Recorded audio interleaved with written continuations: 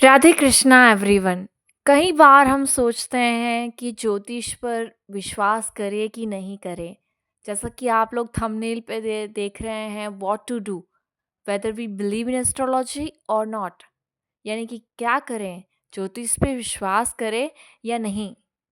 देखिए, अगर मैं मानूं तो अगर आप ज्योतिष को देखें तो ये इसका संधि विच्छेद करें तो ज्योति और ईश यानी कि एक होप है। और ईश यानी जो कि सुपीरियर एनर्जी है, जो कि सुप्रीम एनर्जी है, जिसने इस सभी सृष्टि का निर्माण किया है। कोई तो है शक्ति जिसने किया है।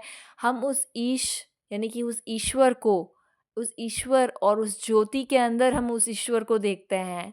और ज्योतिष है, ये होप भी है, ये एक आशा है, उम्मीद है, या एक जीवन है।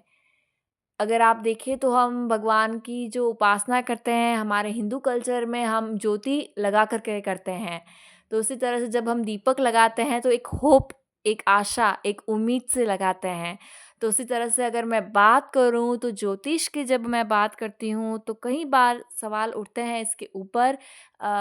शायद कोई लोग जो बिलीव नहीं करते हैं, या कोई किसी ने धोखा खाया है, या कहीं कारण हो सकते हैं ज्योतिष पर विश्वास ना करना। या फिर लोग ऐसा समझते हैं कि हम जैसे जी रहे हैं फ्री विल होकर के, बिना किसी परवाह के, उसी तरह हम अपना जीवन जीते रहें। जब हम ऐसे सोचते हैं कि आगे क्या होगा, आगे कैसा होगा, उसके लिए उत्सुकता रहती है और उसे जानते हैं, तो शायद हम आज अपना जो प्रेज़ेंट है वो अच्छे से नहीं जी पाते। यानी कि फ्यूचर के बारे में सोचना, फ्यूचर के बारे में ज़्यादा ओवरथिंक करना शायद हमारे प्रेज़ेंट को स्पॉइल करता है, या हम प्रेज़ेंट अच्छे से नहीं जी सकते हैं। ये भी बात सही है। देखिए, हर चीज़ के 2 पहलू होते हैं, हर चीज़ का 2 पॉइंट्स होते हैं, पॉज़िटिव या नेगेटिव। आप हर चीज़ में देख लिए, अगर आप ज्योतिष जानते हैं थोड़ा बहुत, तो कोई अच्छा एक कॉम्बिनेशन है या योग है, तो वहाँ पर अहंकार भी है, कुछ नेगेटिव भी है, यानी 30% नेगेटिव है, 70% पॉज़िटिव है। और 70% नेगेटिव है तो 30% कुछ ना कुछ पॉज़िटिव है। तो अगर हम देखें इस हिसाब से हमारे जीवन में भी देखें, तो अगर आपने थोड़ा बहुत साइंस पढ़ा होगा तो हर चीज़ जो होती है, everything is made up of a matter, and every matter is made up of atoms, और एटम्स के अंदर इलेक्ट्रॉन भी होते हैं तो प्रोटॉन भी होते हैं। तो हम भी कहीं ना कहीं, जो हम सांस ले रहे हैं, जो ऑक्सीजन है, या हम जो इंसान हैं, वो भी पॉजिटिव और नेगेटिव के साथ बने हैं। हम भी कणों से ही तो बने बने हैं।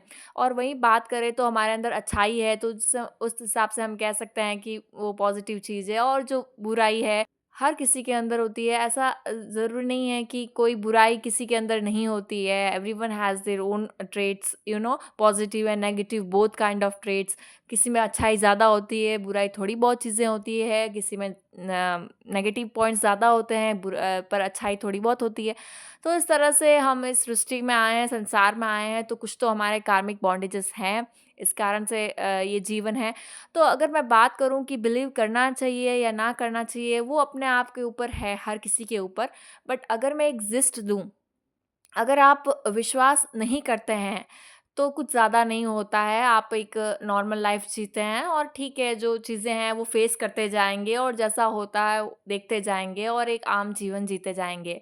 लेकिन इस केस में है कि आपको इसमें जब आप ऐसे जीते हैं तो आप अपने आप को एक समझदार इंसान होने चाहिए। आप अपने आप को एनालाइज़ किए हुए होने चाहिए कि क्या पाना है या क्या चीज़ें अचीव करनी है, और आप क्लियर होने चाहिए माइंड से, जो कि काफ़ी मुश्किल है। लोग काफ़ी कॉम्प्लिकेटेड होते हैं। लोग अपने आप को जितना ज़्यादा नहीं समझते हैं, उतना दूसरों को समझते हैं। अपनी कमियों के बारे में नहीं सोचते, अपनी अच्छाइयों के बारे में नहीं सोचते, अपने पास ऑलरेडी क्या पैशन है, क्या स्ट्रेंथ है, उसके बारे में नहीं सोचते, बल्कि दूसरों की बुराई या दूसरों का जो नेगेटिव ट्रेट्स है, उसके बारे में ध्यान देते हैं, जैसे बुराई करते हैं, गॉसिप्स करते हैं, और इस तरह से आप देख सकते हैं।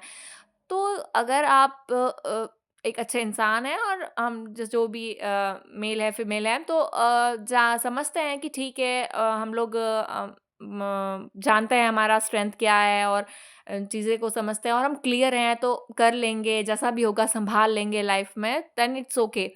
और अगर आप विश्वास नहीं करना चाहते हैं और ऐसे जी सकते हैं तो इट्स ओके। बट अगर आपको विश्वास करना है तो आप एक उम्मीद से कर सकते हैं, एक होप से कर सकते हैं कि हमारा जो कल्चर है, हमारा जो हिंदू जो सभ्यता है, संस्कृति है, उसमें काफ़ी पहले से बहुत सी चीज़ों को समझा जाने की कोशिश की गई है। इस दुनिया को, इस सृष्टि की समझने की, ईश्वर को समझने की कोशिश हुई है। ज्योतिष बनाया है भृगु ऋषि, जैमिनी जो जो ऋषि है, और कई ऋषि पराशर, बहुत सारे ऋषियों ने अपने-अपने हिसाब से चीज़ों को लिखा है, उस टाइम के हिसाब से सिम्प्लिफाइड किया है। सूत्रास में लिखा है, श्लोकास में लिखा है, आगे लोगों ने, उनके शिष्यों ने सिम्प्लीफाई करने की कोशिश की है। और आजकल के लोग, जो आजकल के एस्ट्रोलॉजर है, जो काफ़ी चीज़ें सिम्प्लीफाई करते हैं और आजकल के एरा के हिसाब से, आजकल की जो युग है उसके हिसाब से उसको सिम्प्लीफाई करते हैं। तो मैं अगर बात करूँ तो ज्योतिष है, विश्वास रखिए, काफ़ी चीज़ें क्लियर होती है इससे।